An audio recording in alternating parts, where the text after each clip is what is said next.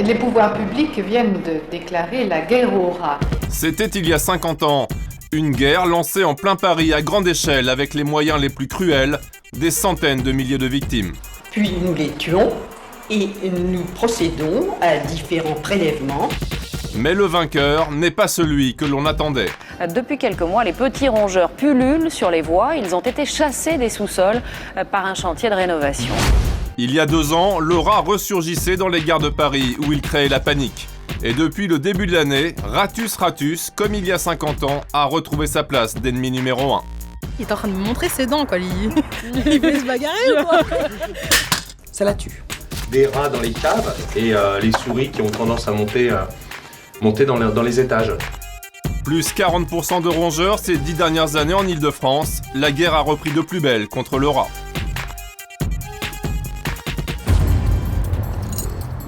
20e arrondissement de Paris, la semaine dernière, près de la porte de Bagnolet. Il est 22h et à la nuit tombée depuis plusieurs mois, les habitants du quartier organisent leur première battue. Ouais, et alors là on voit un rat, il y en a un deuxième. C'est pas que j'ai peur, c'est que je trouve ça trop répugnant en fait. Je trouve ça sale, c'est bourré de maladies. La ronde continue et les rats sont partout. Qu'est-ce que je fais? J'ouvre. Il y en a un là, s'il vous plaît. Il y en a un là, il bouge pas. Il guette. Il est là, vous le voyez ou pas? Après quelques minutes de chasse, Ikran va faire son compte-rendu au comité anti-rat du quartier. Vous en avez vu? J'en ai vu plein, ils allaient sur la Et je l'ai vu en bas. Et il est remonté sur les poubelles. Je sais pas comment il fait. Après, il est redescendu. Après, il est passé par là. Et c'est comme ça tous les soirs. Ah, c'est comme ça. Là-bas, ils groupillent. Hein. On les voit sortir, ils courent partout. La nuit, c'est la peur ancestrale du rat qui mobilise le quartier. Le jour, c'est le bilan des dégâts causés par les bestioles. Vous avez déjà vu des rats dans l'aire de jeu ici? Oui, c'est là-bas et là-bas là. Voilà. Ah, ils connaissent. Il y a un trou là. Voilà, ici, là-bas. Là-bas, il y en a plein. Ça vous a fait peur? Oui, parce on jouait à cache-cache et on a fait un gros rat ici. L'angoisse des enfants, mais aussi celle des parents. Voilà, il y a le trou sous le... Voilà, carrément, ils font un trou sous la porte. Ils arrivent à passer là. Ils arrivent à passer, exactement. Ici, c'est le local à poussettes qui est régulièrement envahi par les rongeurs. C'est quoi ce qu'on voit là? C'est des crottes des rats et des souris. Il y a même une voisine à moi, dernièrement, il a pris 2 ou 3 poussettes et les a jetées à la poubelle. Regardez, pareil, tout le long. C'est des crottes aussi des souris. 3, 4, peut-être même 6 millions de rats à Paris intramuros, 4 par habitant. Pour lutter contre cette invasion, l'humain s'est organisé. Et le quartier général de cette résistance est une boutique en plein cœur de Paris.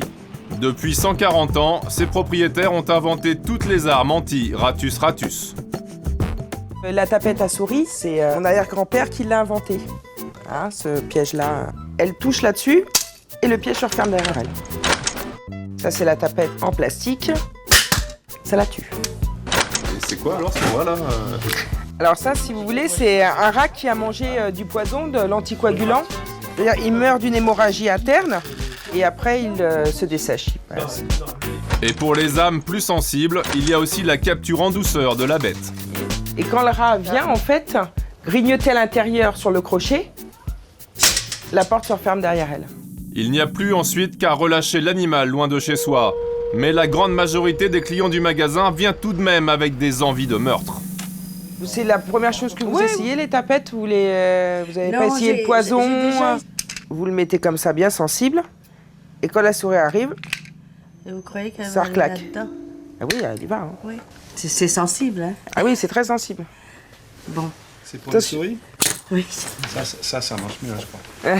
Ah, Vous connaissez les trucs collants là? Moi, je viens acheter un carton de plaques de glu? Oui, s'il vous plaît. La pauvre petite souris vient s'immobiliser là-dessus et c'est affreux. C'est affreux à regarder, hein, parce qu'ils souffrent. Hein, ils sont collés. Si vous mettez le doigt, ça va rester collé.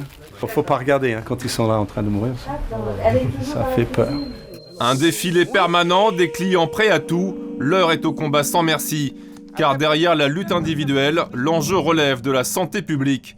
Les rats et les souris sont porteurs d'une bactérie qui peut être mortelle pour l'homme, la leptospirose.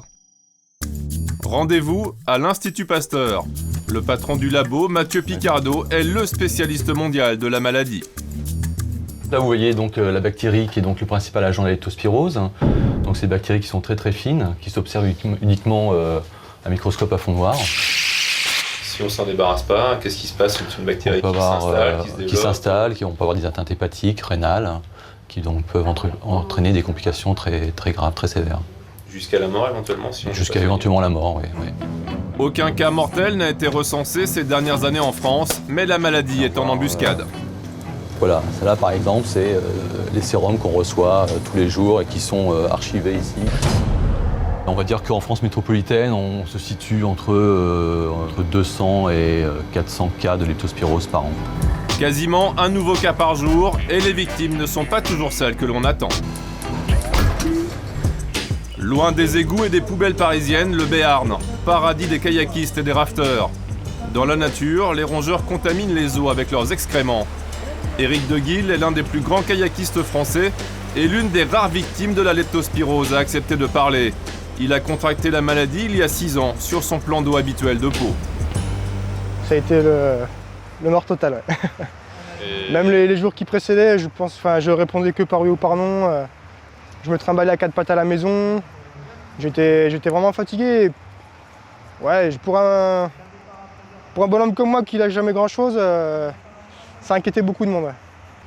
Et puis sinon, pour reprendre une vie normale, dans les 3 à 4 mois. Sachant que pendant ces 3 à 4 mois de convalescence, je dormais 12-14 heures par jour sans problème. Dans le club, depuis la maladie d'Éric, tous les adhérents sont prévenus. Ce petit dépliant informe des risques possibles et des cas suspects sont régulièrement déclarés. La même année que moi, on a été 2 dans la même semaine. Et puis dernièrement, on a eu un cas, je sais que j'ai un collègue dans les Pays Basques qui a contracté la maladie. Ouais. Pour les jeunes, les parents, les sensibiliser au problème, ça reste quand même quelque chose d'assez rare. Et il faut quand même en parler, quoi. Malgré les maladies et les peurs, les rongeurs et les hommes sont condamnés à vivre ensemble. C'est l'humanité qui a accéléré le développement des rats et des souris. Et pour ce spécialiste des invasions animales, nous sommes inséparables. Cette capacité de survie est liée, à mon avis, à leur capacité de vivre près de l'homme, aux dépens de l'homme. On pourrait même dire qu'il a domestiqué l'homme, si vous voulez, puisqu'il s'est approprié l'homme et ses productions pour coloniser le monde. On ne pourra jamais faire grand-chose contre eux, à mon avis. Bien nourri, au chaud dans une cave, un seul couple de rats peut engendrer 10 000 descendants en une année. La peur de l'invasion n'est pas prête de changer de camp.